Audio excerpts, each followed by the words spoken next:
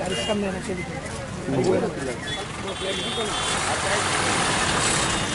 বাইকটা লইছি আগে লেহাটা লইছি না একটু লেহাটার সামনে কি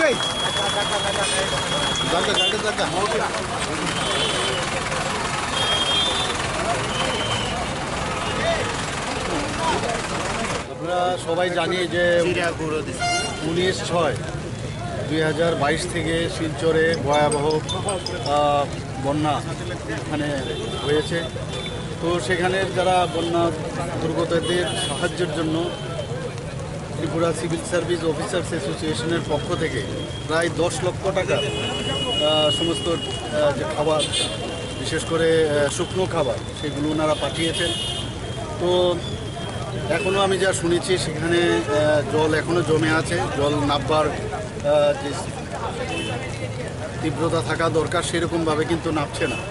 তো যাই হোক, আমি Tripura civil service officers association এই যে একটা বন্যার্থদের জন্য, যারা দুর্গতদের জন্য যে সাহায্যের হাত বাড়িয়ে দিয়েছেন, এর জন্য ওনাদেরকে আমি ধন্যবাদ দেব।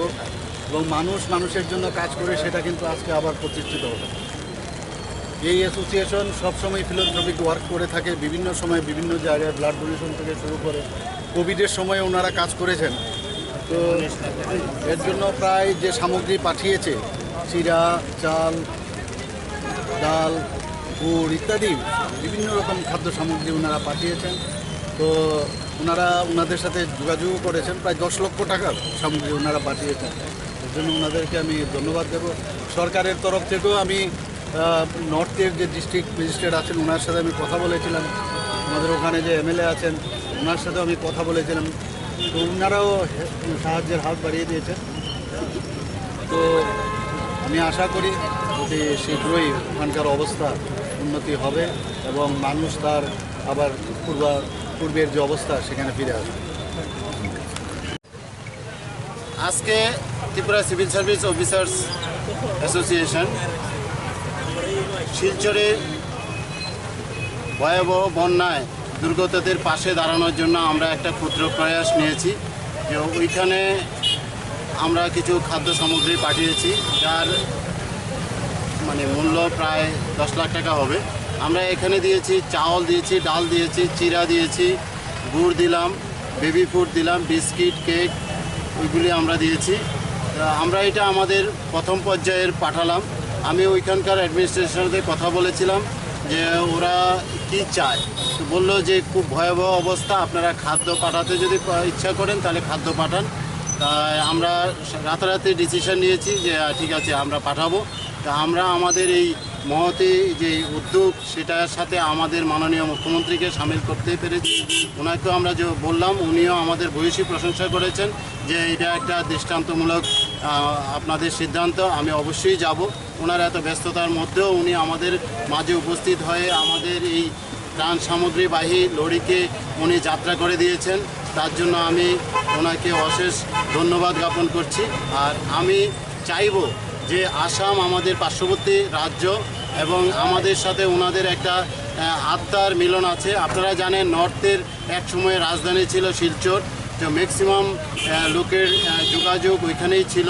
তো আমাদের আত্মার সাথে ওনাদের আত্মার একদম মিল। তো সেই ক্ষেত্রে আমরা যদি পাশে থাকতে পারি তাহলে এটা হয়তোবা একটা চিরদিনের একটা সম্পর্ক থাকবে।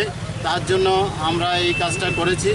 আমরা আশা করছি যে আগামী দিনেও আমরা এটা করব এবং শুধুমাত্র এই ত্রাণ সামগ্রী শিলচরে পাঠানো নয়, আপনারা দেখেছেন Tripura civil service officers association blood donation camp বিভিন্ন সময় আমাদের রাজ্যের বিভিন্ন প্রান্তে আমরা শীত বস্ত্র বিতরণ করে থাকি, আমাদের কম্বল বিতরণ করে থাকি, বাচ্চাদের বই খাতা, স্কুল ব্যাগ, ওয়াটার বোতল, সেরকমভাবে আমরা বহু জায়গায় করেছি। কিল্লায় কোন মুঙ্গিয়াকামি কোন, সেরকমভাবে আমরা অনেক জায়গায় আমরা করেছি। এবং আমাদের mega blood donation camp, mega health camp, এগুলি আমরা করছি। আমাদের আমাদের যে পেশাগত দায়িত্বের বাইরে গিয়ে আমরা এটা করতে চাইছি, আমরা আগামী দিনেও করব।